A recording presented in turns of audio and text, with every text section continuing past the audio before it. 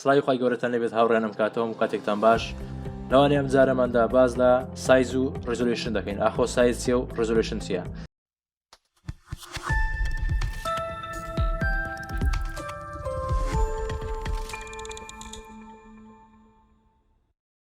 سایز واتە قەبارەی وێنە، واتە قەبارەی دیزاین یاخود قەبارەی هەر پرۆژەیەک کە تۆ پێی هەڵدەسیت. واتە بۆ نمونە تۆ دەتەوێت پرۆژێک دروست بکەیت، پێشەوەی تۆ بچیت پرۆژەکە ئامادە بکەیت لە فۆتۆشۆپ پێویستە تۆ قەبارەی ئەو پرۆژەیە بزانیت کە دەتەوێت دروستی بکەیت. بۆ نمونە تۆ دەتەوێت کار لە دروستکردنی بزنس کارتێک بکەیت یاخود دروستکردنی پۆستەرێک یاخود کەڤەرێکی فەیسبوک یاخود هەر شتێک کە تۆ دەتەوێت دروستی بکەیت پێویستە تۆ سەرەتا قەبارەکەی بزانی. بۆ ئەمە بەستەش دەچینە بەشی فایل، پاشان نیو بۆ ئەوەی فایلێک ئامادە بکەین. دەبین کە کلیکمە لە نیو کرد ئەم ویندۆمە بۆ دەبێتەوە کە دەتوانین وردەکاری تەواوی فایلە نوێیەکەمانی لەسەر تۆمار بکەین کە بریتە لە ریزوڵوشن وەروە سایزی ئەو فایلەیە. بۆ نمونە لێرەدا لە بەشی یەکەم نەیم تۆ دەتوانی بە ئارەزوی خۆت ناوێک دابنەی، بۆ نمونە دەنووسم کورد، و لێرەدا لە بەشی دوکیومنت تایپ دەتوانی سوود وەرگری لە چەند قیاسێکی دیاریکراو یاخۆ چەند قیاسێکی ئامادەکراو کە لەم بەشانە پێک دێت ئینتەرناشنال پیپەر یاخود فۆتۆ ویب یاخود مۆبایل دیزاین، هەر بەشێک لەمانە کە تۆ دەتەوێت کاری لەسەر بکەیت. بۆ نمونە ئینتەرناشنال پیپەر کە کۆمەڵێک پەڕی جیهانی تێداوەتە ئەو پەڕانی کە باوە لە ناو خەڵکە، بۆ نمونە ئەی4 یاخود ئەی6 یاخود ئەی5 ئەی3 تاوەکو خوارەوە. بۆ نمونە ئێمە کار لەسەر ئەی4 دەکەین یاخود هەر با بڵین هەر قیاسێکی تر تۆ دەتوانی لێرەدا بە ئارەزوی خۆت قیاسەکان بگۆری. بۆ نمونە لێرە لە ویدث واتە پانی ئەو قیاسە، واتە پانی ئەو پرۆژەیە کە تۆ دەکەی. بۆ نمونە ئەو پرۆژەی دەکەی چەند بە چەندە. بۆ نمونە ئێستاکە ئەی4 210 بە 297 واتە 210 پانیەکەیتی و 297 بەرزەکەیتی. ئەگەر ئێمە بێت و پرۆژێک بەدلی خۆمان ئامادە واتە ئەوەی کە لەسەرمان تەڵەب کراوە ئێمە ئەو دیزاینە دروست بکەین یاخود ئەو سایزە دروست بکەین. دەینە ئەم بەشە دەچینە کەستم، لێرەدا لە ویدث واتە پانی بە ئارەزوی خۆمان سایزێک دادنین. بۆ نمونە ئەم دیزاینی کە تۆ دەیکەی قەبارەکەی چەند بە چەندە یاخود چەند بە چەندە تۆ تەلەب کراوە. بۆ نمونە 3 مەتر پانی بە مەترێک بەرزی لە تۆ تەلەب کراوە، لێرە دەنووسین 300 و لێرە دەنووسین 100 واتە 3 مەتر بە مەترێک. هەروەک دەبین لێرە نووسرا میلی مەتر، تۆ لێرە دەتوانی بکەی بە سانتی مەتر و هەروە دەتوانی بکەی بە پێکسل، واتە هەر یەکەیەکی کە خۆت ئارەزوی دەکەی یاخود کە خۆت دەتەوێت کاری لەسەر بکەی لێرەدا بەردەستە. بۆ نمونە ئێمە کار لەسەر سانتیمەتر دەکەین، هەروەک گوتمان 3 مەتر دروست دەکەین بە مەترێک. هەروەک دەبین ئێستا کە ئەمە شێوازی هەڵبژاردنەکە بوو 3 مەتر بە مەترێک، واتە ئێستا کە دیزاینەکەی ئێمە ئەگەر بێت و چاپی بکەین 3 مەتر بە مەترێک دەردەچێتن. تۆ دەتوانی بە ئارەزوی خۆت یاخود بە پێیکاری خۆت تۆ دەتوانی ئەمانە دەستکاری بکەیت و بیگۆڕی. هەروەک لە پێشووتردا باسی ریزوڵوشنمان کرد، واتە ریزوڵوشن واتە چی؟ واتە دیقا. ریزوڵوشن واتە کوالیتی وێنە. ریزوڵوشن بەشێکی زۆر گرنگە لە ئامادەکردنی پرۆژە، واتە ئەو پرۆژێک کە تۆ دروستی دەکەی کوالیتی پرۆژەکە چۆن بێت یاخود دیقەی ئەم پرۆژەیە چۆن بێتن.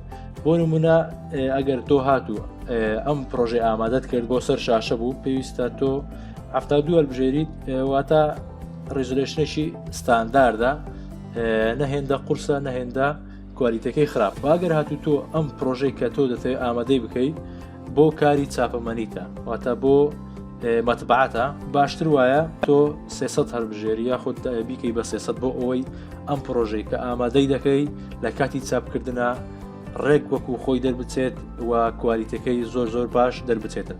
وەروە لە بەشی خوارەوە کەلەر مۆدمان هەیە، لێرەدا تۆ دوو ڕەنگی سەرەکیت هەیە، RGB کەلەرە وەروها CMYK کەلەرە. RGB واتە ڕنگ بۆ سەر شاشە، واتە ئەو پرۆژێک کە تۆ ئامادەی دەکەی بۆ سەر شاشە بێتن. وەروەها CMYK کەلەرمان هەیە، ئەمەیان واتە بۆ مەتبعە، واتە بۆ کاری چاپ، ئاخۆ بۆ ڕۆژنامەیە یاخود بۆ بەرجی کتابە یاخود بۆ با بڵین بزنس کارتە یاخود هەر یەک لەوانەی کە دەتوانین بڵین بۆ کاری چاپ ئامادەی دەکەی.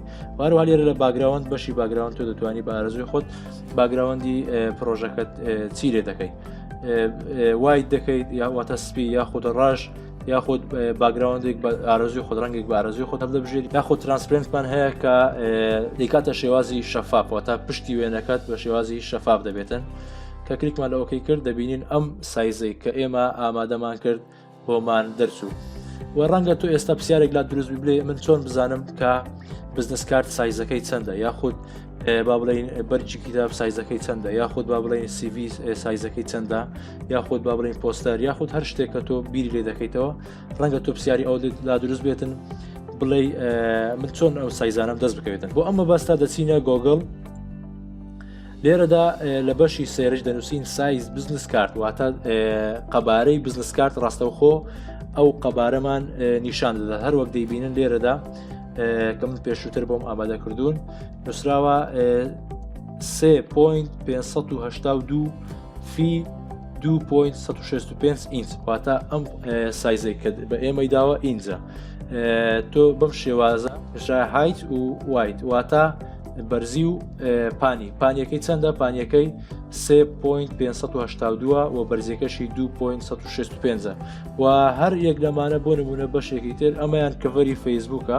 بە پێکسل بە ئێمەی داوە 851 پێکسل بە 314 پێکسلە و هەروەها بەشێکی تر ئەمەشیان پۆستەری فەیسبووکە کە هەر یەک لەمانە لە خۆ دەگرێتن و سایزەکانیشیان دیاریکراوە هەروها ئەمەشیان پۆستەری ئینستاگرامە ئەمە چەند نمونەیەکی بەسیتە بۆم ئامادەکردوون کە تۆ دەتوانانی سوودیان لێ وەرگریت ئەمە تەنها بیرۆکەیەواتە دەمەوێت بیرۆکەی بە ئێوە بدەم کە ئەگەر هاتوو ئێوە پرۆژێکتان ئامادەکرد چۆن بزانن سایزەکەی چەندە و هەروها تۆ دەتوانانی لەم شوێنە لە زیاتی ئەوەی بنووسی بزنس کارت سایز تۆ دەتوانانی سایزی شتێکی تر بنووسی کە خۆت ئارەزووی دەکەی یا خۆت دەتەوێت کاری لەسەر بکەی لە زیاتی ئەم بزنس کارتەیە تۆ ناوی ئەم شتە دەنووسی کە تۆ دەتەوێت کاری لەسەر بکەی ڕاستەوخۆ سایزەکەت بۆ دەهێنێ لە گۆگل و دەتوانی سوودی لێ وەرگری ئەگەر هاتوو سایزەکە بە ئینچ بوو تۆ دەبێت لەناو فۆتۆشۆپدا سایزەکەت بە ئینچ دروست بکەی بوونە بەم شێوەیە وتمان ئەگەر هاتوو سایزەکە بە ئینچ بوو تۆ لێرەدا ئینچ هەڵدەبژێری پاشان دەستکاری ئەم ژمارانە دەکەی و ئەگەر هاتوو بە پێکسل بوو تۆ دەبێت لێرە بیکەیتە پێکسل پاشان دەستکاری ئەم ژمارانە بکەی بۆ ئەوەی کارەکەت بۆ ئامادە بکە یاخۆ بە ملیمتر بوو یاخۆ بە پوینت بوو واتا لە گۆگل هەر یەکەی پێوانەیەکی بە تۆدا بوو ئاخۆ پێکسلا یاخود ئینجا یاخود سانتیمەتر یاخود هەر شتێکە تۆ سەرەتا پێویستە لێرەدا لەم بەشەدا بیگۆڕی بۆ ئەم یەکەی پێوانەیە پاشان لێرەدا ژمارەکە بنووسی کە قیاسەکەی چەندە بەم شێوەیە هاتینە کۆتایی وانەی ئەم جارەماندا هیوادارم سوودی لێ ببینن تاوانەیەکی تر بەخواتن دەسپێرم خواتان لەگەڵ